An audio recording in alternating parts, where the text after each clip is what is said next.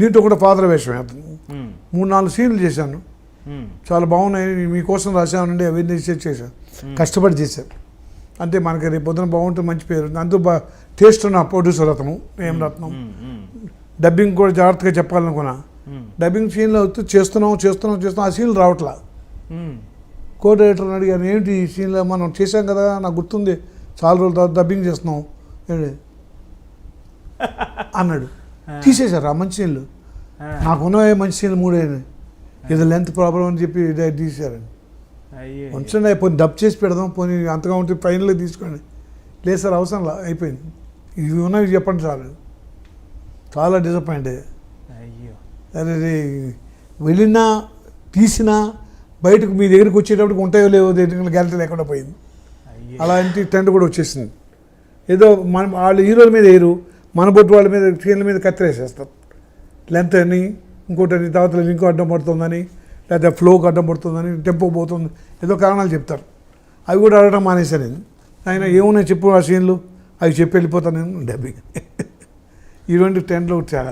ఈ రెమ్యూనరేషన్లు ఆ కాలంలో మీకు చాలా తక్కువ ఉండేయంట కదా, ఇది రెమ్యూనరేషన్ ఆ రోజుల్లో చాలా తక్కువ ఉండేవి కదా, ఇప్పుడేం చాలా ఎక్కువ ఉన్నాయి కదా. అవును.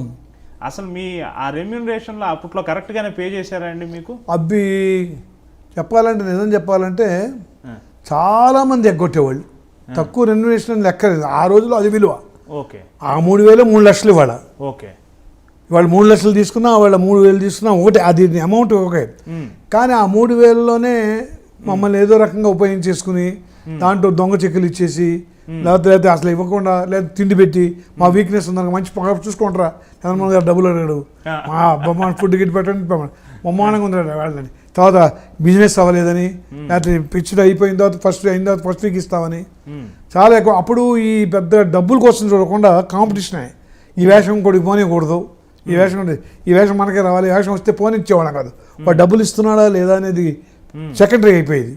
సో ఇది అడ్వాంటేజ్ తీసుకుని చాలామంది ఎగ్గొట్టేవాళ్ళు. చాలామంది కూడా, చాలామంది ఒక 80% ఎగ్గొట్టేవాళ్ళే. అంటే ఎగ్గొట్టడం అంటే పూర్తిగా ఎగ్గొట్టడం కాదు, ఆ బ్యాలెన్సులు ఇవ్వలేకపోవటం, వాడికి కూడా పాపం ఇబ్బందులు రావటం, రిలీజ్ కాలేకపోవటం, ఎక్కడ బిజినెస్ ఆగిపోవటం, వాడిని ఏం అడుగుతాం, ఒకవేళ చెక్కులు ఇచ్చినా చెక్కులు డబ్బులు ఉండవు. ఇప్పుడైతే భయపడుతున్నారు, చెక్కులు వచ్చాయి, బౌన్స్ అయితే మళ్ళీ లీగల్గా మనకి అసోసియేషన్లు వచ్చాయి, యూనియన్లు వచ్చాయి. ఇప్పుడు మన యూనియన్ కంప్లైంట్ చేస్తే వసూలు చేసి ఇస్తున్నారు.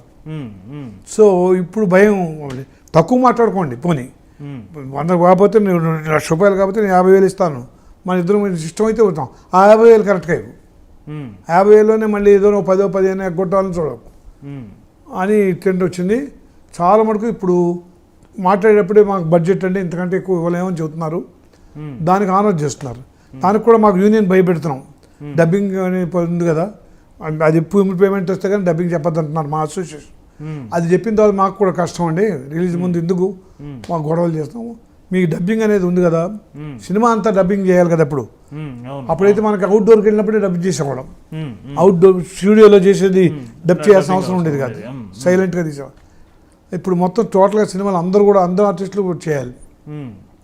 అందువల్ల అక్కడికి ఆ పరిధిలోనే చూసేసుకోండి మీరు. ఒకవేళ ఇవ్వలేను, ఇంతకంటే ఇవ్వలేను మీదే, మా దృష్టికి రానివద్దు, మీరే మీ ఇంటి దగ్గర కాంప్రమైజ్ అయిపోండి అని మా అసోసియేషన్ ప్రెసిడెంట్లు సెక్రటరీలు చెప్తున్నారు.